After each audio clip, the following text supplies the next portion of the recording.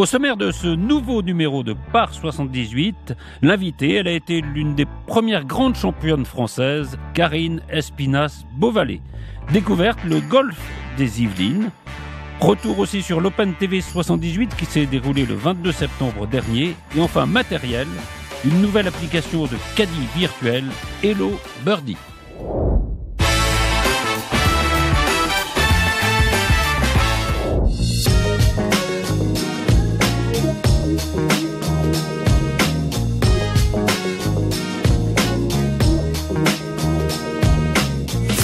Elle a été une des meilleures joueuses du circuit européen, du circuit américain et du circuit asiatique.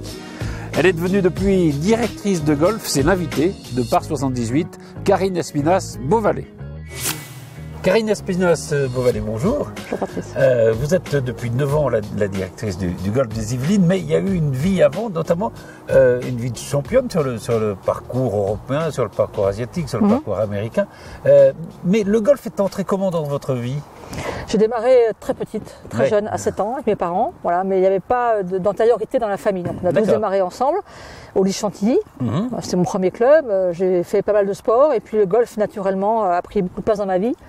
Et je suis entrée en équipe de France amateur à l'âge de 13 ans. Ah oui, vous avez su très vite que voilà, vous aviez des... J'ai hésité longtemps entre le tennis et le golf. Ouais. Et chacun des professeurs essayait de me retenir, chacun de leur spécialité.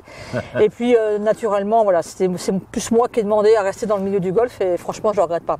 Voilà. Et alors, vous avez une carrière amateur très, très fournie, hein, avec beaucoup de titres. Oui. Et vous décidez comment de devenir pro ? Ça s'est fait finalement en très peu de temps, puisque une fois que j'ai terminé numéro 1 européenne et française amateur, parce qu'à l'époque il y avait un ordre du mérite amateur en France qui n'existe pas forcément aujourd'hui, en tout cas le système de comptage n'est plus le même. Fin 85, voilà, j'avais fait une super année, ma meilleure année en tant qu'amateur, et je me suis laissé 4-5 mois pour réfléchir. J'avais été approché par à l'époque Gilles Hennessy, entre autres, qui avait monté une structure de management sportif. Il avait souhaité que je vienne le rejoindre. Et je lui ai dit, écoute, attends un peu, je sais pas trop ce que je vais faire. Je voulais faire des études un peu plus poussées. Puis finalement, je suis parti 3-4 mois un peu en hibernation. En hibernation, en auto-prospection, me demandant voilà, ce que j'allais faire de ma vie. Et je me suis dit, allez, on se lance, voilà, on y va.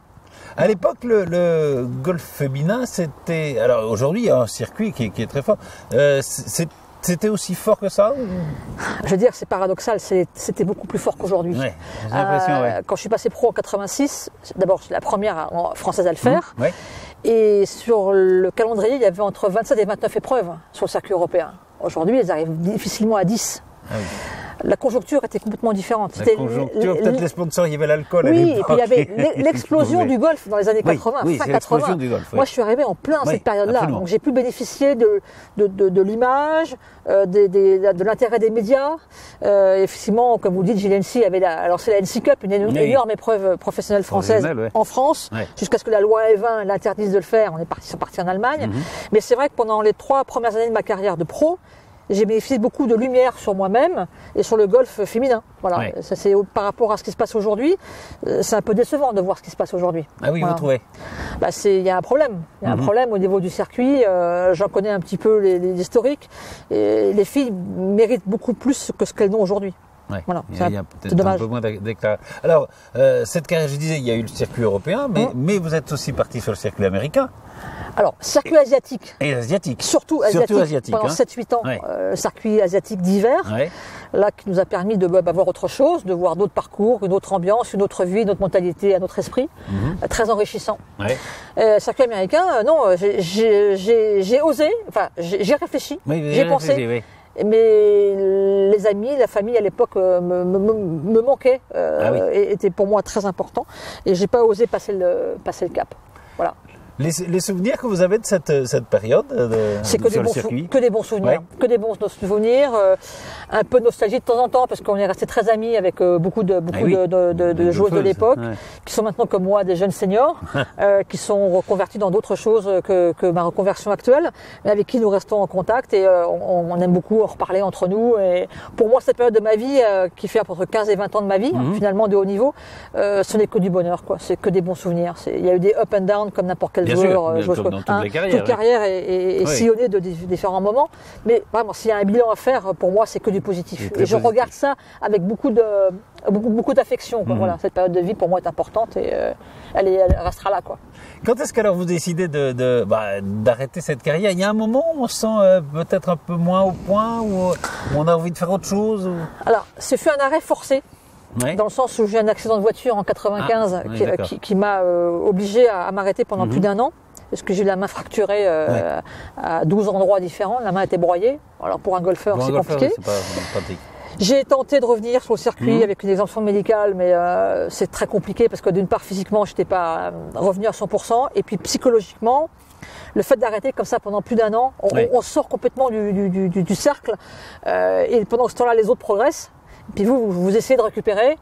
Et puis à un moment, c'est très dur.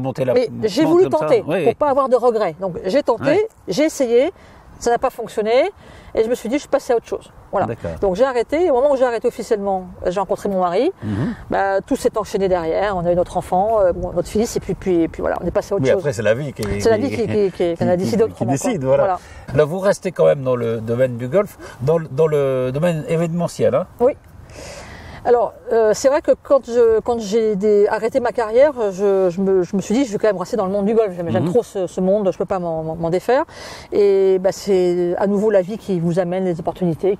Et donc, c'est Lionel Provost, l'ancien patron et propriétaire de Promo Golf, qui m'a organisé les circuits un petit peu. Entre autres, un grand acteur du monde français avec la fédération, la PGF et autres, promoteur de grandes épreuves professionnelles. Et Lionel m'a dit, viens travailler pour moi, on va lancer un département féminin événementiel. Et je me suis retrouvé à m'occuper du Madame Figaro, l'Open de France féminin, Air France Deauville, enfin de gros événements où j'étais chef de projet et directeur de tournoi. Voilà. Et ça a duré 3 ans et c'est 3 années fantastiques.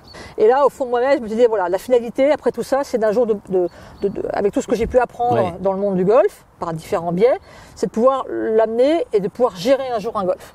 Mais je ne savais pas quand, il n'y avait rien de prévu, rien de programmé. Et je suis arrivée ici, à nouveau par hasard, comme beaucoup de ici, c'est donc le golf des Yvelines. Voilà, au golf des Yvelines, en tant qu'enseignante. D'accord. Puisque l'ancien directeur cherchait un enseignant, plus particulièrement pour gérer l'entraînement des équipes, l'entraînement des dames, les cours particuliers. C'était nécessaire pour lui de le remettre un petit peu en mouvement. Je suis arrivée ici, et puis au bout d'1 an, il m'annonce qu'il part à la retraite. Et là, ça a fait tilt. Je me suis dit, l'occasion se présente, ma candidature a été retenue et je me suis lancé en 2009 avec les rênes du golf, mon premier poste. Et vous êtes resté. Et je suis toujours là. Vous êtes toujours là, c'est la preuve que ça marche bien.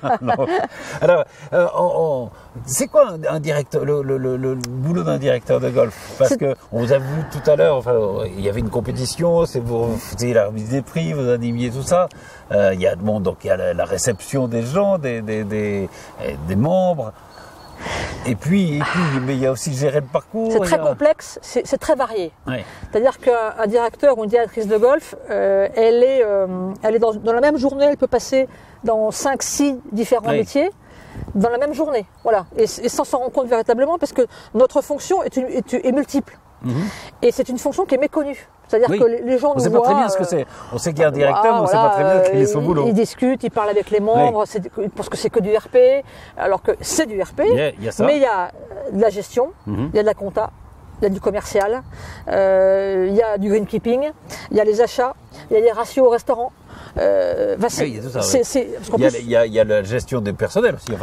Les RH, c'est un gros compartiment où il faut être à l'écoute.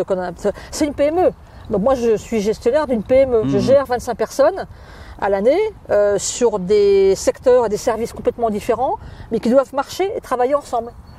C'est pas au départ toujours évident. Surtout que moi, en tant que joueur professionnel, j'étais très égocentrique. Quand on est joueur professionnel dans un métier, d'abord, tout gravite autour de vous. Vous êtes le centre d'intérêt de cette équipe.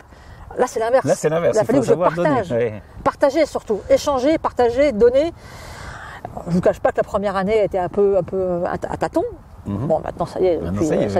Je suis sur... Et le fait d'avoir été une joueuse professionnelle, d'avoir enseigné, le fait d'être du monde du golf, c'est un plus pour un directeur, à votre avis? Alors, il y a les deux. Hein, je ne veux pas faire de généralité.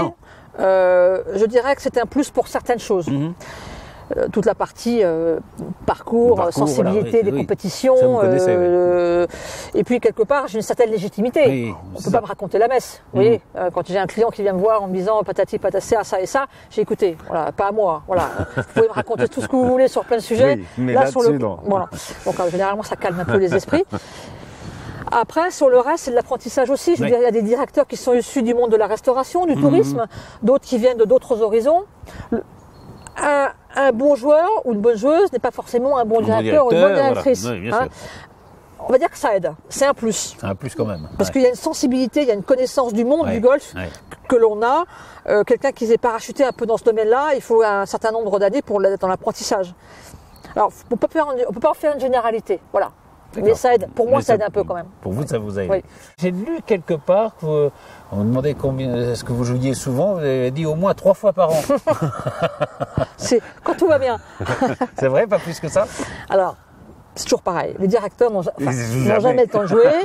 Je pense que le fait d'être vraiment resté dans le monde du golf. Moi, j'habite sur le golf. Oui. Je parle golf toute la journée. C'est vrai qu'il y a un moment où il y a un trop plein. Et moi, le fait d'avoir joué énormément pendant de nombreuses années à haut niveau, quelque part, je ne dis pas qu'il y a un rejet, mais on n'est pas loin. Ce rejet, je l'ai passé. Donc là, aujourd'hui, voilà, l'équipe dames m'a relancé pour faire partie de l'équipe senior dames en 3e division. Je suis parti jouer à Reims il y a 3 semaines avec elle, j'ai pris beaucoup de plaisir. Mais il est vrai que je ne vais pas non plus y passer tant de temps que ça. Si j'ai envie de jouer, si j'ai plaisir à jouer, je joue. De le fait. Voilà. Mais j'ai passé 2-3 dernières années un peu compliquées par rapport au jeu de golf. J'ai fait un genre de rejet. Ah oui. Je le reconnais volontiers. Voilà. Et aujourd'hui, je recommence un petit peu à reprendre plaisir à jouer. C'est pas pour autant que je vais jouer toutes les semaines. Non, faut pas non plus imaginer quoi que ce soit. Merci beaucoup, Karine Espinasse. Merci à vous. Alors, comme vous êtes la directrice du golf des Yvelines, qu'on est là, je vais vous demander de nous faire découvrir le parcours. Avec plaisir, Okay. avec plaisir. Très bien. On va faire parfait. ça.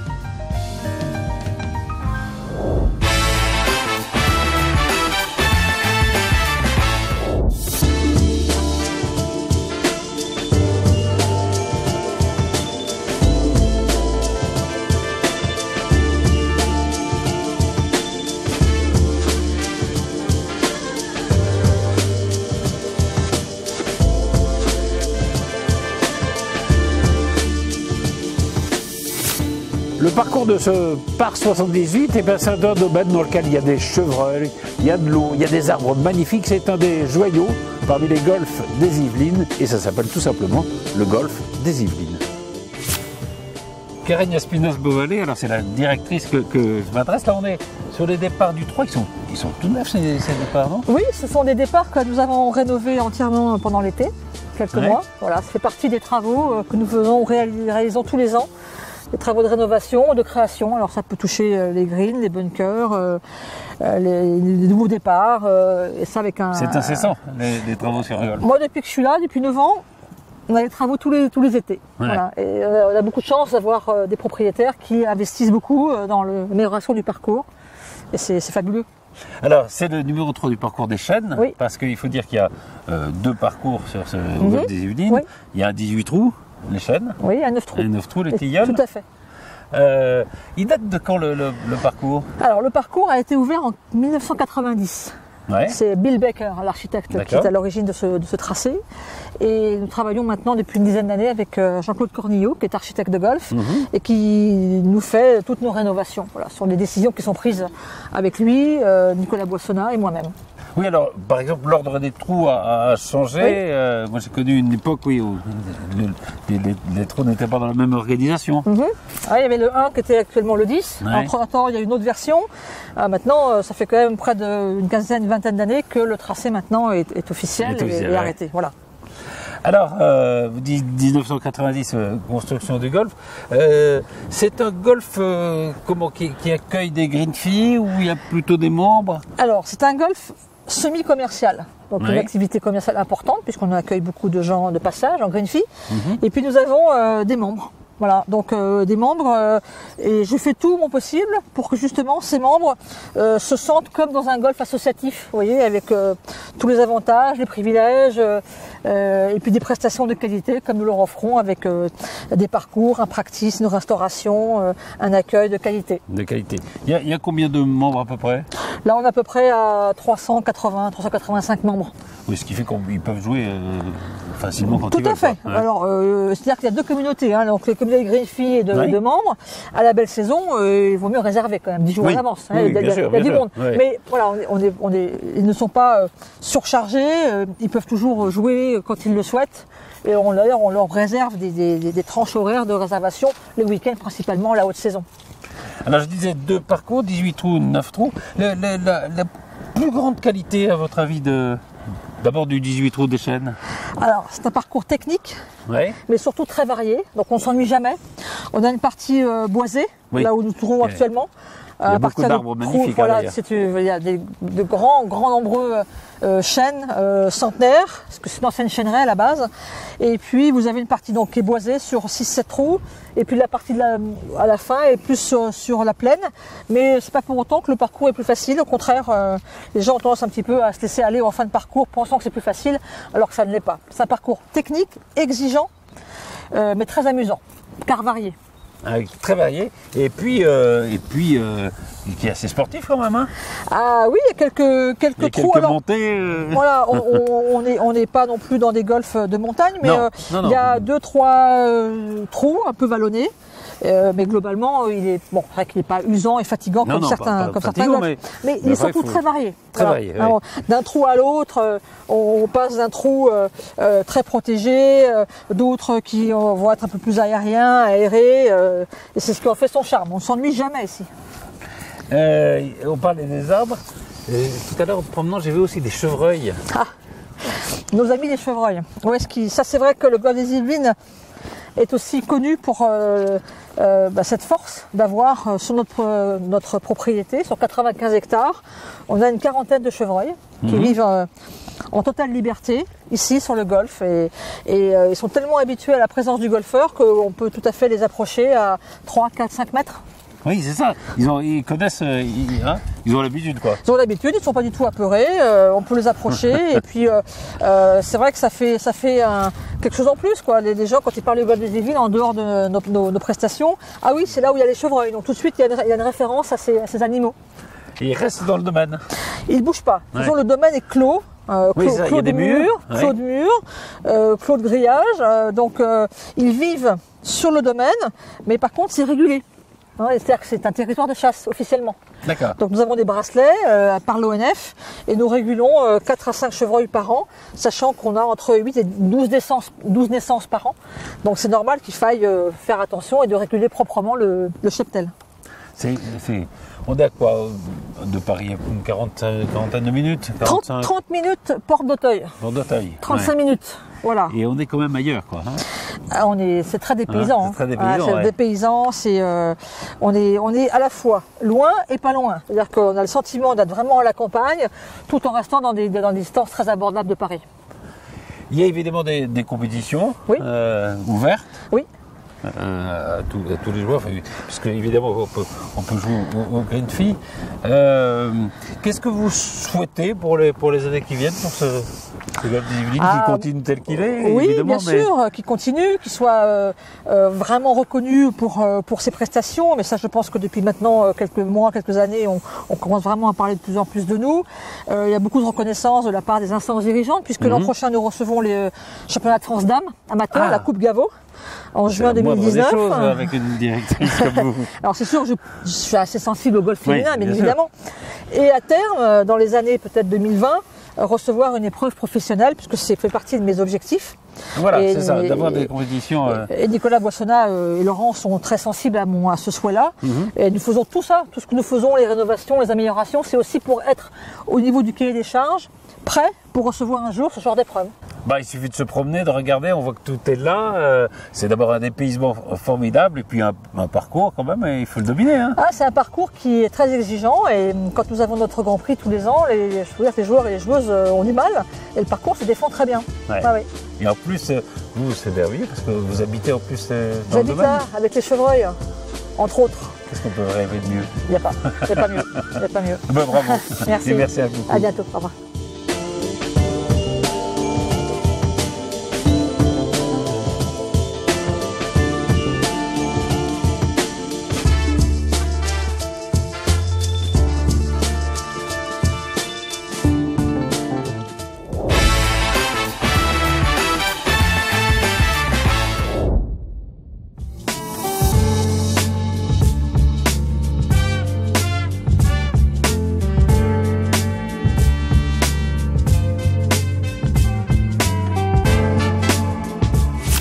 C'est la 3e édition de l'Open TV 78 avec un nombre de participants incroyable. Il y a plus de 100 inscrits. Il y a des lots formidables à gagner et ça a lieu cette année au Blue Green de Saint-Quentin-en-Yvelines. Mais alors, si vous voulez quelqu'un qui sache en parler très très bien, il n'y en a qu'un.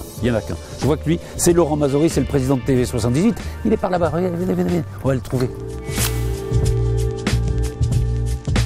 C'est la 3e édition effectivement de l'Open TV 78 qui réunit les passionnés de golf de toutes les Yvelines. Un grand nombre de sponsors également qui nous suivent maintenant pour cette 3e opus et qui cette année a lieu pour la première fois au golf de la base de loisirs, de l'île de loisirs, puisque tel est son nouveau nom maintenant, le golf Blue Green. Notre volonté était de tourner sur l'ensemble des golfs des Yvelines et en premier bien sûr sur l'ensemble des golfs de Saint-Quentin-en-Yvelines. Il fait beau, hein, c'est l'occasion aussi de célébrer ça, les derniers jours de l'été. Et puis un collègue m'a convié en me disant qu'il y avait une ambiance très intéressante ici, donc j'ai voulu participer. J'aime beaucoup le golf et que il fait beau effectivement et que c'est toujours sympa de faire des compètes en équipe, surtout avec mon meilleur ami quoi. On a un gain environ de 20 à 30% à chaque Open. Après, on est limité par les capacités du parcours. Bien entendu, on pourrait doubler les départs. On n'a pas voulu le faire. On a voulu maintenir un certain nombre d'inscriptions de l'ordre effectivement d'une centaine. C'est une formule en scramble, ce que l'on appelle. C'est-à-dire qu'on joue à 2 et qu'on prend la meilleure balle des deux. Du coup, c'est un esprit d'équipe, un petit peu comme la Ryder Cup, ce qui permet aussi d'avoir tous les niveaux qui puissent s'affronter dans une compétition plutôt très fraternelle et très sympathique. Sans partenaire, il n'y a pas de compétition sportive. Encore plus aujourd'hui où tout a un coût. Il n'y a pas de lots et les lots sont importants. Et puis, il faut montrer aussi à travers ces partenaires que le golf est accessible pour tous les milieux. Et donc nous avons des partenaires de tous les types. Nous les remercions tous. En premier lieu, bien sûr, le golf qui nous accueille, mais tous les partenaires qui nous accompagnent pour ce 3e opus. Je souhaitais être partenaire d'un événement sportif dans les Yvelines. Et l'Open TV 78, donc compétition de golf à une semaine de la Ryder Cup, me paraissait très pertinent. Je suis artiste peintre et j'aime peindre le mouvement et la couleur. Donc j'ai fait tout plein de collections sur le sport, dont le golf. Et à l'occasion de la Ryder Cup, j'ai fait pas mal de golfeurs. Et du coup, ça me semblait cohérent de les présenter lors de l'Open de TV 78. C'est la volonté de la chaîne et du territoire et de l'ensemble des partenaires de montrer que le golf, c'est avant tout un sport démocratique, accessible pour tous et qui n'est pas réservé à une élite. Il faut donc que les chaînes locales, et TV 78 en premier lieu, s'associent à des opérations comme celle-ci et montrent que ce sport peut être pratiqué par tout le monde. On est ici à 20 minutes de Paris, on est ici à 20 minutes ou 1 heure de l'ensemble de l'Île-de-France et on peut venir dans les Yvelines, première terre de France en nombre de golf, pour pratiquer ce sport, quel que soit son niveau, son milieu social et ses moyens, car c'est un sport qui est aujourd'hui très accessible. C'est un superbe challenge. C'est important de faire des événements sur le golf, de promouvoir le sport qui est le golf, je dirais entre guillemets le vulgariser un petit peu plus, faire part de cette activité parce qu'elle est encore un petit peu méconnue aujourd'hui. Et donc c'est bien d'en parler et de faire des événements tels que des compétitions ou des initiations pour essayer de drainer un maximum de personnes vers cette activité. Nous proposons effectivement des initiations. On propose des initiations d'une part dans le cadre des initiations Blue Green, puisque nous on fait partie de la chaîne Blue Green, 49 golf en France. Ici nous avons 3 parcours, on a 2 parcours 18 trous, un parcours qui sera un petit peu plus vallonné, un qui sera un peu plus plat et qui sera un peu plus long, et un troisième qui est fait 6 trous et qui est plus réservé, je dirais, à des personnes qui sont néophytes ou débutantes et aussi qui permettent de s'entraîner pour tout ce qui est petits coups, coups d'approche, etc.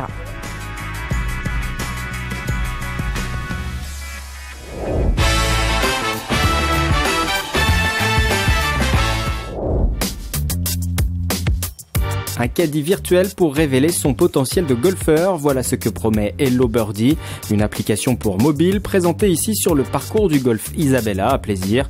Le mode de fonctionnement est simple, dès la première partie, le joueur pourra bénéficier de conseils pour optimiser son plan de jeu pour des tarifs allant de 4,99 € à 100 € par an. Donc là, pour le trou numéro 1, on me dit de jouer le driver, donc on ne me frustre pas trop. Un fer 5, un gap wedge, et ensuite une approche putt. J'ai 85% de chance d'atteindre mon objectif. Et ensuite, je n'ai plus qu'à remplir la carte en disant driver, fer 5, gap wedge et le nombre de putts. Et simplement, ça me sert, ça ne change pas la routine habituelle d'un golfeur qui a l'habitude d'avoir une carte de score et un crayon dans la poche.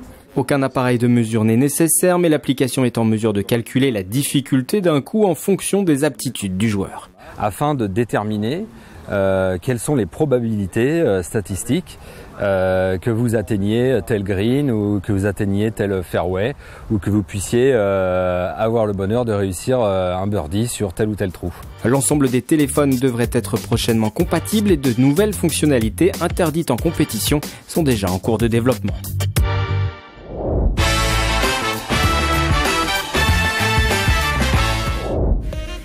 Merci de nous avoir suivis. On se retrouve très vite pour un nouveau numéro de Par 78.